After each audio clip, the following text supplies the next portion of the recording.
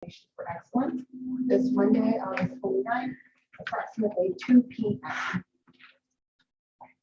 My name is President Catherine Wisdom, and the first thing that we need to do is we need to approve the minutes for the meeting April 25th, 2022. I would also ask that anytime that we have a motion you go to speak, if you could please identify your name for those of us. Those who are listening. Could I call for a motion to approve the minutes for April 25th, please? Carol moves approval. Do I hear a second? CFO Sensi, seconds.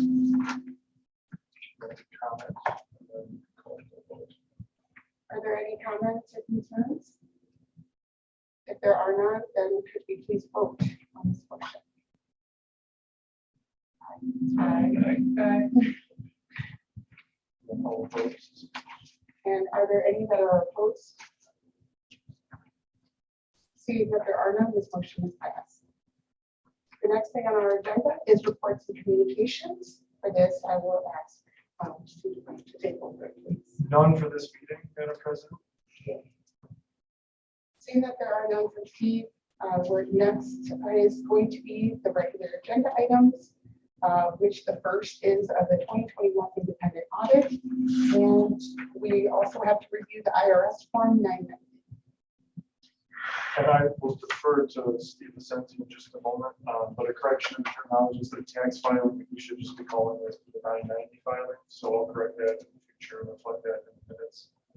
And then that's in the motion as well. So when we go to call for a motion on that, which is item D1, we'll just put in the word 990 to make sure that we're accurate there. Madam Chairman, I think you also have to say that after review of the 990 signed by the CFO and it's filed with the IRS. So there's 3 steps. I don't know if you need to put that in there, but since you filed an extension on it, it still does need to be signed and filed with the IRS.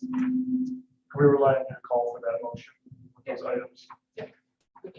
So CFO Vicente, did you have any? I know that we covered this briefly at the annual meeting, but we did an extension. So yeah, we'll bring it back around. I guess I'll just kind of discuss, again, I mean, we did cover it at our last meeting or at the annual meeting. Really looking at it, you see the opinion, unmodified, everything's fairly immaterially, represented here in the financial statements. These ones are a little bit different than the last ones we saw. Net, I think everything's pretty much the same. However, we did gross up to kind of include, if you look at page 11 of 89 of the packet, you see that we're now presenting the bank fees, professional services, contract services. Previously, those were all reported as an offset to the investment income. Now, the investment income's grossed up a little bit, the expenses are grossed up. And, I'm happy with how this is now presented, and I think everything is fair. So, kind of just, since we've discussed this in the past, I'll kind of open up any comments, questions, concerns.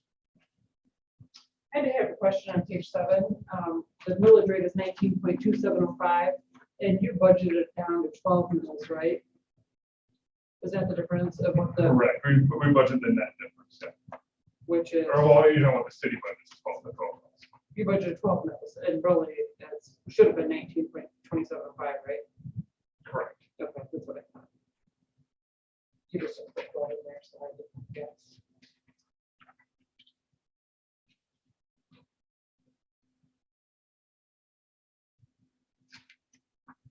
This is President Calhoun. So should that be reflected in there? Because it was originally budgeted at 12. It's not. Should that be reflected in? Well, yeah, so what it says is under A on page 13 here, it's saying between the previous of 19.205 and the property tax revenue of the city, that the city is budgeting, which I guess it could at that point have said 12, but I'd have to go back to previous years to see if they called that out or if it was just. I don't think so. I think honestly, I had to look at the bylaws, but I think just almost have my assumption is word for word what the bylaws say.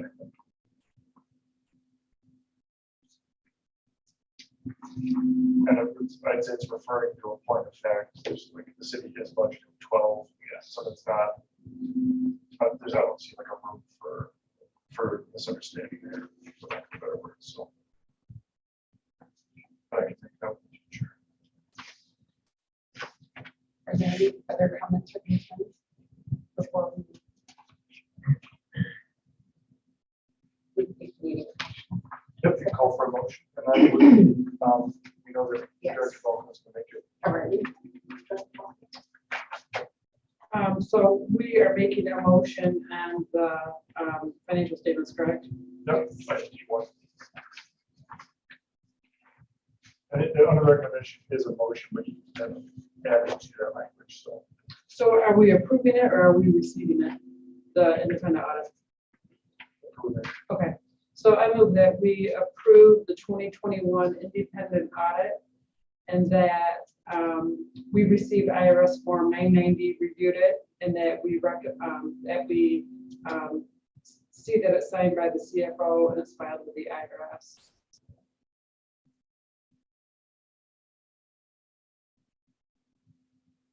Support. Ritzmo. Are there any comments or concerns? So does the board ultimately have to approve it before it gets submitted? You just approved it right now, and then you're asking the CFO, which I think is him, Okay. to sign it and file it. Right. Or is it the CFO of the board? I don't remember if it goes to the board for full, full board approval. We have, So, yeah, Yeah, and then typically what we and then do, it will, sign. Okay. next year. Okay. we can maybe tighten up that procedure, or not maybe, we'll tighten that up with audit committee if that is approved as the next item on our agenda. But the finance committee receives it, reviews it at this point, and then advances it for approval at the board. You approving it as finance committee, I don't think it's a problem at all. And recommending. I'm recommending that it goes to the board, yeah, because it's in the finance committee report either way. Yeah.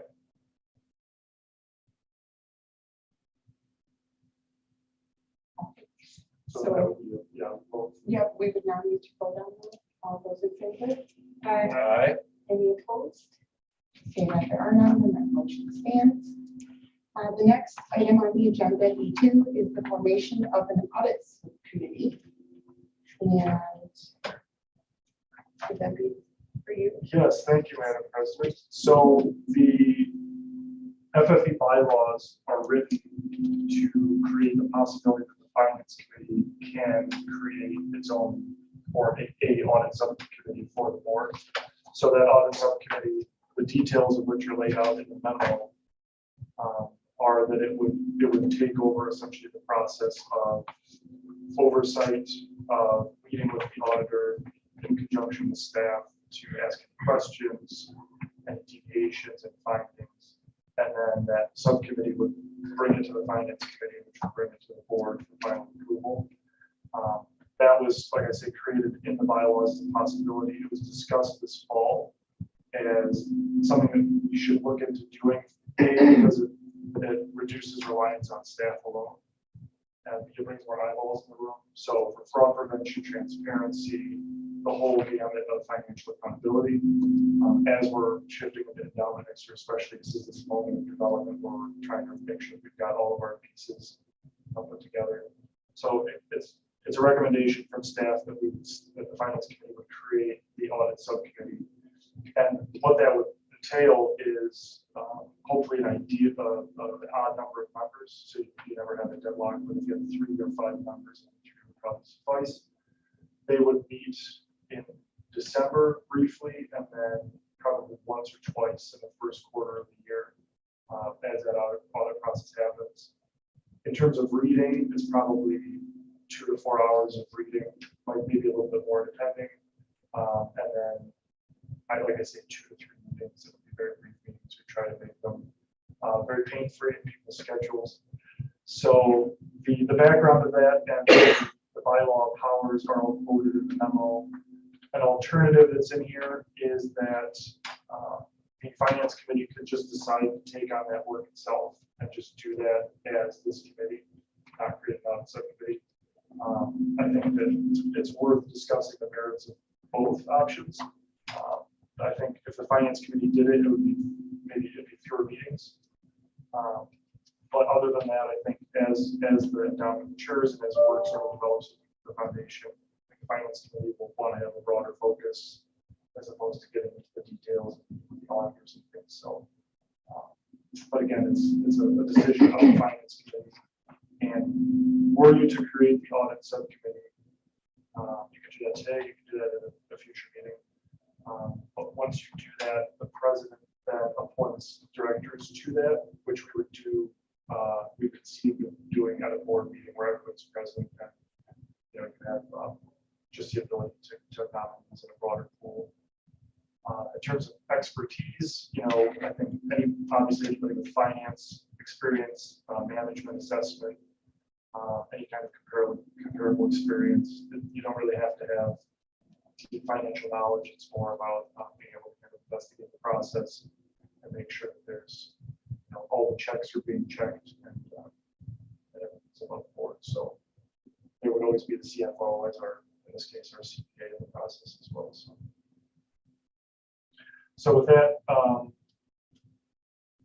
I think for further discussion, we want a motion, and then there's board discussion, and then there'd be, excuse me, a motion in a second, discussion, and then the vote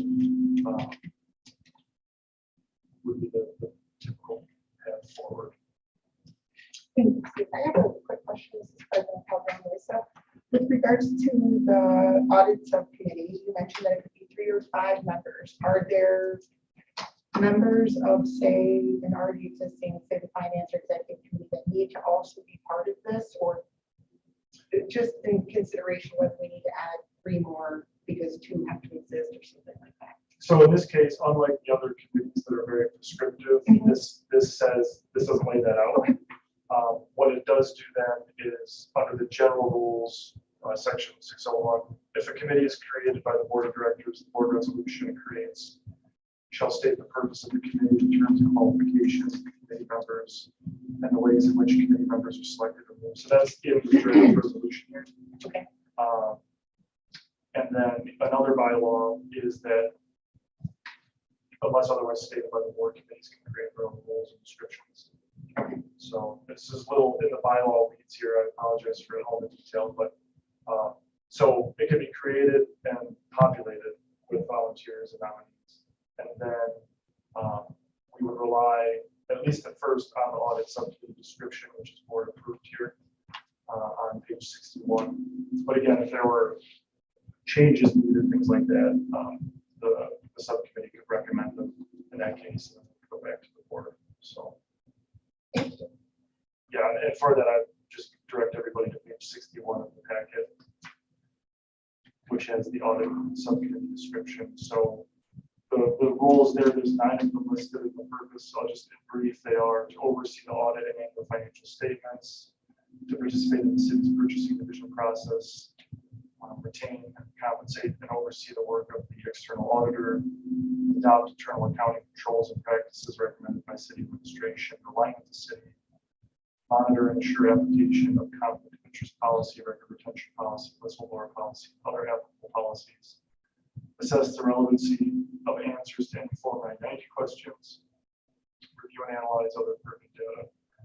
And I would, in terms of adopting and creating, CFO Vicente, those portions have been years in the making and are done. So in terms of alignment with the city, all that stuff is done. Not to say they can't be revisited and adjusted over time, but we're at such a point now that the audit subcommittee has essentially all its tools at its disposal. It's more working through that plan this year.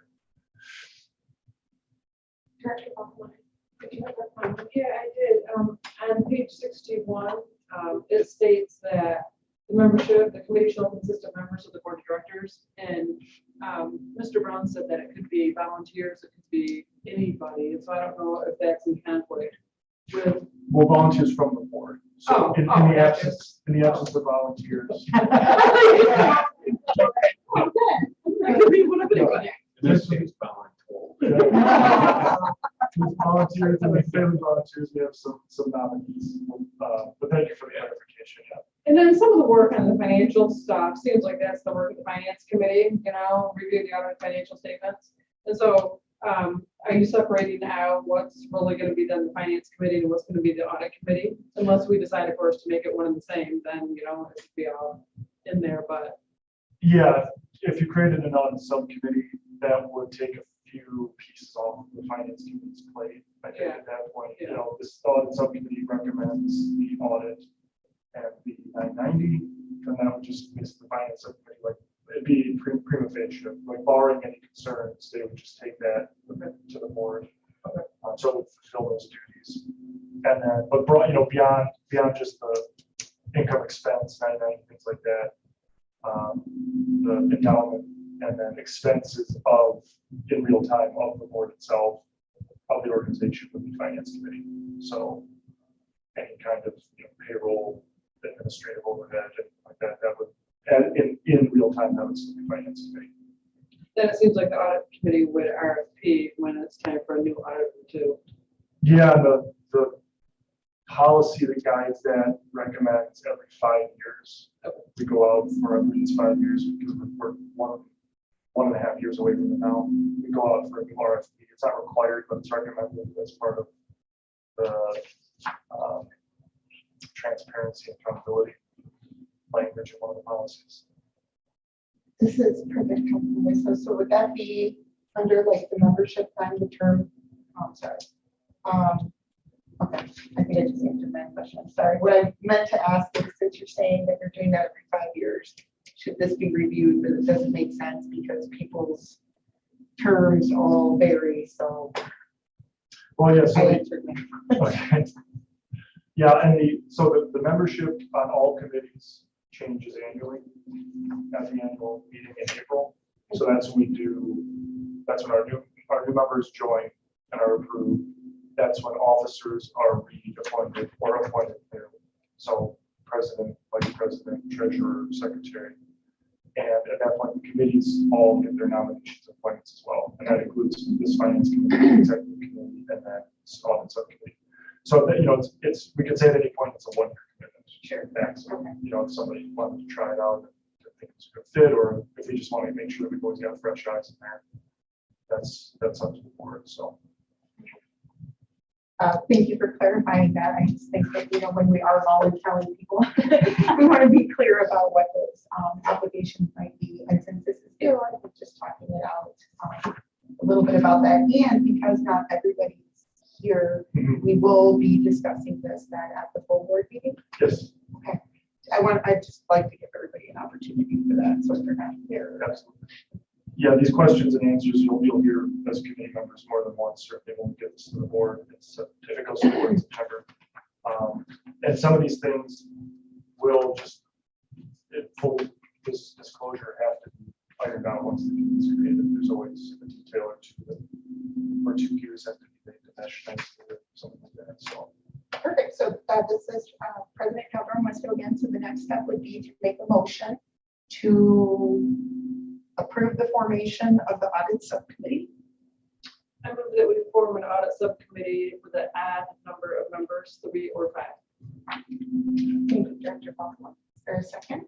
Lisa Carroll. Thank you, Director Carroll. Do you have any comments or questions, concerns? I have further comments. I think either way would be fine, quite honestly. But what I like about the idea of creating a subcommittee is because the finance committee is quite small, that it might give an opportunity for other board members to get involved and on a project, more of a project type basis. So that makes sense to me. And then I think if we don't get an interest from the board, certainly, one option would be for it to be a finance committee. Thank you, Director Farage. I feel the same way. Just because, but obviously there are some people that this is a little bit more exciting to than others. So we'll wait to find out. And if there are no other further comments, we can take a vote. All those in favor? Aye. Any opposed? Seeing that there are none, And that motion passes. The next item on our agenda is going to be discussion of the 2022 first and second quarter endowment reports. For that, I will defer to Steve Beck. Thank you, Madam President. And these are in your packet, as I noted in the email. The first Q1 report is really reduced in size. These are, again, each of these is about 8 pages. And since there's 2 consecutive quarters, the material is of Q1 is contained in Q2 because it has those multiple quarter books. So FYI, in the future, if you'd like to see them entirely in print, you can have them in your online packets, but again, they're very bulky. So what you have there is the writing of Q1 and then Q2. And with that, I'll hand it over to CFO Vicente to go ahead and report out. Okay, so I guess as you kind of already mentioned, because of the rolling nature of the investment, Q1, much less importantly, quarter one, we did receive our contribution for the year. And so that kind of had a big weight in how funds looked at the end of the first quarter. First quarter was, relatively, strong. We had return for the portfolio net of management fees of 14.71%. Nothing else that, really highly worth bringing forward. And that was since inception, so my apologies. That was, as of that quarter, was negative 4.44%. The since inception at that point was 14.71. As we all know, the stock market has continued to be bearish this year. Q2, negative 13.34%. Still realizing that we have a since inception return of 5.71%. The portfolio was within its target balances, within its allowable variances between different equity and fixed and real estate classes. So really, like I said, kind of a negative quarter. Nothing particular of note to bring up. We know that the next year is going to likely be pretty volatile and going to have its ups and downs as we go through that. So, the only other page I kind of bring attention to is page 85 of 89 that has the expenses on it. You can see those expenses with it from that came out of the fund and also just from the fund managers. And those will, the fund manager fees will adjust with the size of the portfolio. So even though we had a bad second quarter, we had more funds on average in the second quarter because of that donation partway through the first quarter. I guess I'll just kind of open up to questions at this point if anybody has any. Should we send someone from the board to sit in on the investment committee? Yes, Treasurer Carol sits in and also Steve Brown sits in as well. And these are, disquieting numbers for anybody who's been through, watched the news in the last 18 months. Not so disquieting because everybody's so, but broadly speaking, these track with the rest of the investments in RIC. They move within, I think, a percentage point, all of the funds, because each one's invested very slightly differently. But so the negative return was just across the board. And it's part of endowment investing. There's just no way around it, really. You see that across the large funds all throughout time. So.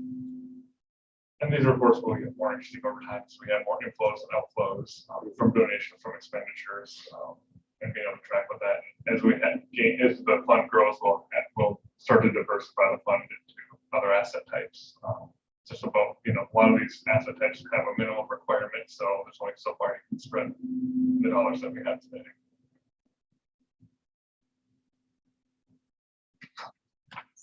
So are there any other comments or questions? The next step would be to ask for a motion to accept the endowment report for the 2022 first and second quarter. It's not so moved. Philip in a second. Are there any? I apologize. Could we please take a vote on that? And all those in favor say aye. Aye. Are there any opposed? Seeing that there are none, we will accept that motion. Or excuse me, that motion stands. The next item on our agenda, D4, is the 2023 draft budget review. And Stephen, would you be helping us through that, or would that be? It'll be a team effort. All right, okay. I will I give it over to you. can get it started. So on page 89 of your packet is the very first presentation of the first draft of the city FFE budget. So as we are all familiar, this is the first in a multi-step process each fall for FFE budgeting with the city of Kalamazoo. So this follows the bylaws set up for this process, and just in brief to recap it, you all will see this today. You're not asked to approve anything, it's just that you would approve this to be presented at the board meeting for that review. At that board meeting in September, there's no action requested at all. We would then take it to the city commission after that. Again, we're not asking for approval or action from the city commission, we're just asking for potential input, questions, any improvements that need to be made or clarifications. Following that, your October board meeting, you'll see the finalized budget for approval. And that is then the approval is to include it in the city's budget in January when the city commission approves it. So as always, this has draft on it and some asterisks because some of these numbers can change. We would expect that they would change. Part of that is just that this happens before many pieces of the city's budget itself fall into place. So overhead expenses, things like that can go up and down. But we've in this 5th year now, we've never really seen them at a major sway. You might see a project being put in here or traded out for a different funding source, depending on potential compliance needs or just what works best in the schedule of the program. So that's the overview. In terms of specifics, as we said in prep earlier this summer, there's 2 major things happening this year that are special. One is that the grant dollars that the city has been receiving for the last 5 years to make the FFE project possible, to get it up and running, to fund the projects that we've seen to date. There's an unallocated balance remaining at the end of that grant period, and that's $4.251 million, approximately. That number, again, could change very slightly as it's recalculated at the end of the year. So those dollars need to get spent. We want to get those out the door before we start using endowment dollars next year. The other major piece is that the city has received the American Rescue Plan Act, so ARPA, we call it, dollars for a broad array of possible activities. And so there are situations where the FFE has historically funded a program, but we're in the budget process recommending to the city that ARPA covers that for a few years. So as we again discussed in prep, the reason driving that is the money's there that needs to be used. We need to use it judiciously for the things that the budget process scored most highly, the highest needs for the city. And then the other is the more we leave in the endowment invested, the longer we invest, the more endowment we have. And that endowment exists only to help the city. So by using these other 2 sources that are ready at hand, we're making a prudent financial decision to regard the endowment by not taking out major resources right from the beginning. So what we would see is some sum requested as being pulled from the endowment next year, maybe for the very first time. And again, that's listed here in the budget, but I'll just finish the point is that is good because it's the smallest number we can make it, but it's also good to have some kind of withdrawal because it lets us, for lack of a better word, we put some water in the plumbing, and so our processes are very well tested at this point, but with something of this importance and magnitude. So it's, we want to take that opportunity now to just make sure that all the systems work. And that allows us then also to really execute the MOU with the city for the first time. So a memorandum of understanding, essentially a grant agreement with the city and FFE that has financial resources behind it, right? Otherwise, it's essentially just a piece of paper. So those aspects all come together in this year's budget. My last point is you'll see this bottom line, $4.768 million. That's certain to change. So that number will be different the next time you see it, just based on operations costs and things. The other is that is quite a bit lower, several $1 million lower than we've seen in past years for aspirational. And so though that difference basically is what we're thinking and recommending would be offset by ARPA dollars. Now, let me be absolutely free and clear. Those decisions are only made by commission, and they're only made in the annual budget by the commission to budget those dollars. But when we look at it holistically, that's the approach we're taking. And anyway, to avoid confusion, hopefully that's what we're doing, is we've just left those off of here. So everything you're seeing here would be FFE dollars. Only two columns, the proposed 23 fiscal year balance, that would be that $4.251 million I mentioned earlier. And then the proposed 23 endowment, that's that second to last column. That would be actual dollars pulled out of the investments for those purposes as needed. So I'll pause there. That was a lot of information. Hopefully not too much for any initial questions. Thank you. What is Kalamazoo Roots? Kalamazoo Roots is the program made for a project in the core neighborhoods, especially that offers all the materials you need for a home garden. And that's a partnership with KVCC that's been really beloved and successful. So you have people who they get a garden bed, they get the soil, they get the seeds and some starts, and then they're hooked up with like a network of other gardeners and families. And so it's and you'll see some testimonials this year in the newsletter because people get really passionate about this. They had never gardened before. So it's part of the, broadly speaking, the fits of the Edge Kalamazoo sustainability goals. And there's even a piece in there about food self-reliance and things like that. So that is, I think, in its third year. You can see it's a very relatively small sum of money. But there were, Carrie, I don't need to call it, it's 200 participants to core neighborhoods. So My other question was on the technical assistance grants with CP and D. Are those administered through the city? Or are they administered through the United Way? Or how does that money get out in the street? yeah, and so CPED, I apologize for the acronyms, Community Planning and Economic Development. That's one of our major city's major divisions or departments rather. So PDF, Business Development Fund, that's the rubric under which all of the small business supports function. There's, I think, at this point about 11 programs. And the technical assistance is run by the city directly. So that's Melanie working with Antonio Mitchell. And they do a broad array of activities that help small businesses, even at-home businesses, with the whole technical assistance array of things, which can be anything from how do I get insurance to what kind of laptops do I need to certification compliance. So it's really just all of the nitty-gritty technical aspects of starting a business that they're there to advise on and then also primarily help fund, but to some extent also advise on. And again, you'll see some testimonials about that this fall from the resource groups that are put together for that. Steve, this is Councilor again.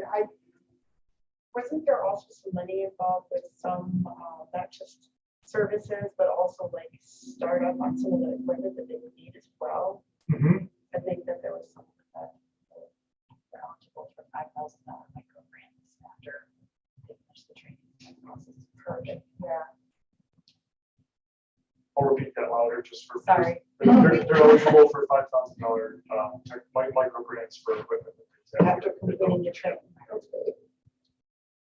And again, that's conceived of this technical assistance as opposed to like capital investment, something like it's not a $20,000 piece of equipment. That's a different scale of investment. So these are much more getting people started and getting on that pathway. Are there any other questions regarding the budget review for 2023? Seeing that there are none, I would ask for a motion to accept the 2023 the draft budget. I just would really be. No, at this point, it's really look for a recommendation included in the finance report. Okay. So I am looking for a recommendation to include this draft in the finance report. Treasurer, no. Thank you. Do I have a second, please? Fritz, second. Thank you. If we could vote on that, all those in favor? Aye. Thank you. Are there any opposed? Seeing that there are none, we will go ahead and make the recommendation to move that over. At this time, what we are looking to do is to see if there are any public comments. Thank you, Madam President. Seeing no one in the physical audience today, I would say for viewers at home, you have the option to provide public comments over the phone by calling 1-888-382-9556. That is 1-888-382-9556. And you'll receive notice that it's for commenting at City Commission, but it is actually for the Finance Committee, so we appreciate your understanding on that.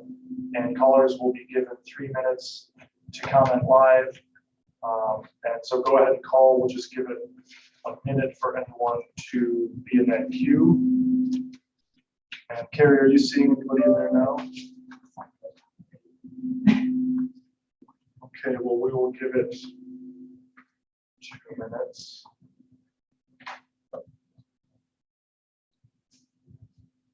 Thanks everyone for your patience.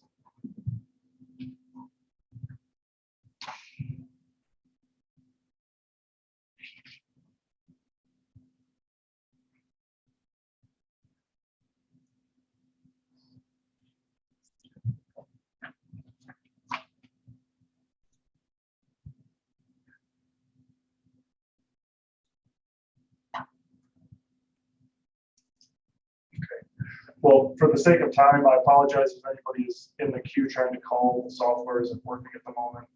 I would say if you have questions or comments, you can email them to me at browns@kalamazoocity.org. So Brown, BROWN, for Steve at kalamazoocity.org, and I will include those in the record and communicate them to the board as needed. So with that, we will close public comment and move on to agenda item F, board member comments. Any comments from any board members? Right, seeing that there are none, I'm going to call adjourn to this meeting at 2:42 p.m.